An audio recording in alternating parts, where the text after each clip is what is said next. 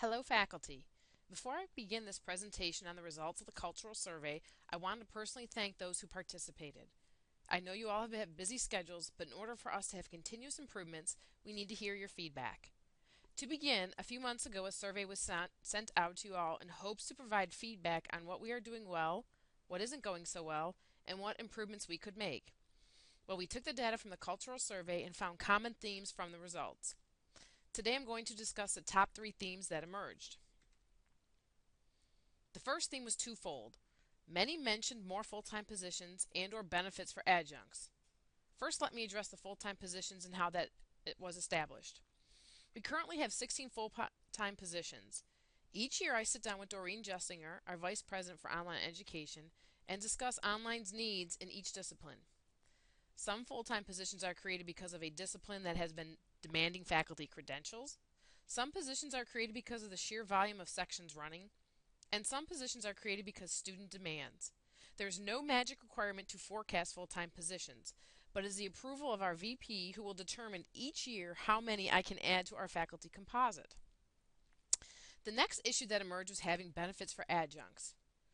Actually, we do have some benefits for adjuncts. Once an adjunct becomes a core adjunct, meaning he or she has taught at minimum 25 sections, is eligible to apply for some benefits. This is not guaranteed that you will receive the benefits, but you can ask if you are eligible through your PC. The requirements for benefits and eligibility are based on your classroom performance, meeting administrative deadlines, and having it taught at least 25 sections. At core adjunct status, you can apply through our HR department for a 60% tuition reimbursement for further education.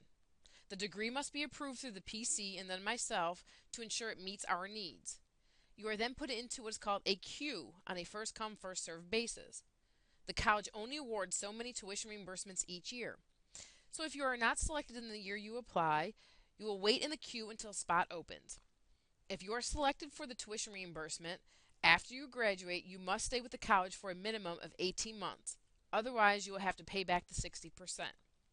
More details about tuition reimbursement, please contact our HR department. At core adjunct status, another benefit is the family tuition reimbursement, where if you are selected, you can have one family member attend Bryant and Stratton College for free. Again, more details on this benefit, ask our HR department. Please do not contact our HR department if you are not in a core adjunct status. It takes about minimum 4 years teaching consistently with us to achieve core adjunct status. So figure if you teach one course a section and we have six session starts a year, that's 6 courses a year. In the tuition reimbursement, the books are not included. Theme 2, which evolved, were too many faculty meetings. We understand 9 faculty meetings a year is quite a bit.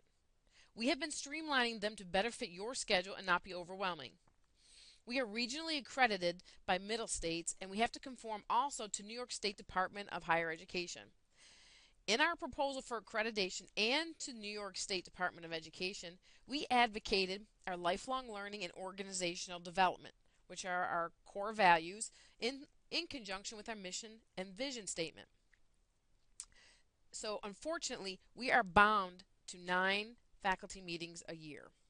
We use our faculty meetings for professional development, which discusses teaching strategies for student success and to help you all become better online instructors. The last theme that emerged is about the course corrections, updates, and creations. For those of you who don't know, all courses are created by faculty, with the exception of our medical reimbursement and coding courses, the MRC discipline. The reason MRC courses were not created by faculty is because those are cartridge courses, which we bought, and they are to help prepare students to meet the requirements of a coding certification. So all courses are created by faculty, with the exception of the MRC, and they are also not created by our program coordinators.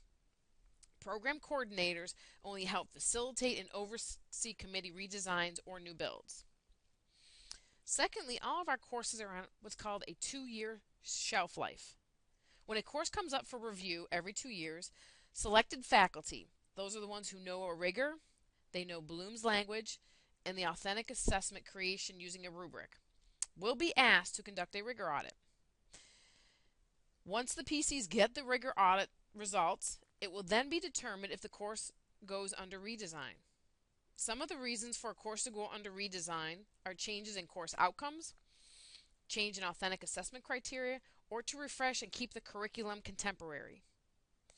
Faculty who redesign and or create courses will be paid a stipend based on what he or she creates and contributes to the redesign or the new build. We do not pay for rigor audits. The rigor audits is nothing more than an evaluation of the course, in which are conducted by faculty, and that is a determining factor whether we redesign the course or not. The faculty are selected by each of the PCs to create the new courses and or redesigns. The selection process for faculty is based on their credentials for those courses needing redesign or new build, his or her classroom performance, and how well he or she knows Bloom's, rigor, and the authentic assessment rubric. If you are interested in redesigning or creating new courses, please contact your PC as we have training workshops to help you become better familiar in those areas. The theme 3 continued is our course correction process. In the Faculty Resource Center, under the Course Corrections folder, if you find errors and or updates to the course you are teaching, please fill out that form and submit to the drop box in the Faculty Resource Center. At the end of each session, each PC goes through his or her corrections and either approves the correction and sends it to the design team, or puts the correction on hold, or asks you for more clarification.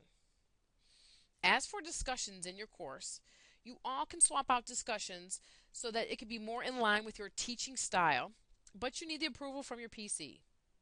You cannot swap out a discussion if it specifically meets a course outcome.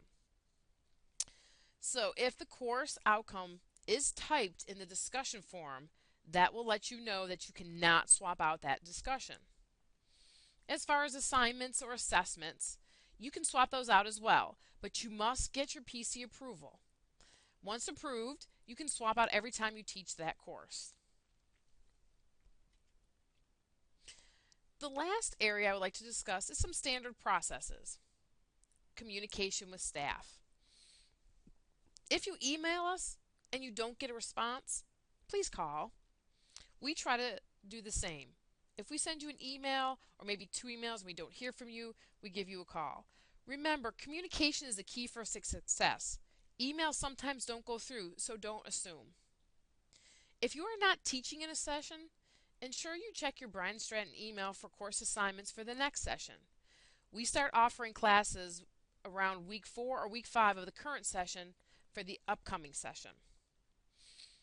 So also, I want to talk a little bit about the process for scheduling faculty to teach each session. Our full-time faculty have priority. All courses are built by student demands and requests. Faculty credentials is next. Some courses require certain specific criteria, some have certain certifications, so some faculty teach more regularly on a regular basis due to their certifications. Faculty meeting participation and attendance must be current for a class assignment. Meeting participation in your faculty meetings. So even if you're not scheduled to teach in a session, you need to keep up with faculty meetings to ensure a teaching schedule for the upcoming session. If you sit out for a session, you become priority after our full-time faculty scheduling for the upcoming session, although this is not guaranteed. It all depends on your credentials. It all depends on student enrollment, the student demand and discipline. So sometimes you might see that we are over goal and we're doing extremely well in student enrollment, but it might not be in the discipline that you teach. So there might be a shortage. So you might have to sit out for 2 sessions, although we really try hard not to sit you out 2 sessions. That's why it's really important to get with your PC to find out how you can be more credentialed for other areas in field. Well, this concludes my briefing from the Cultural Survey. I hope this has been informative and explained some of the feedback we received from the survey. If you have any questions, please contact your PC. Thank you all for what you do for our college. You all make a difference in every student's life you touch. Over and out.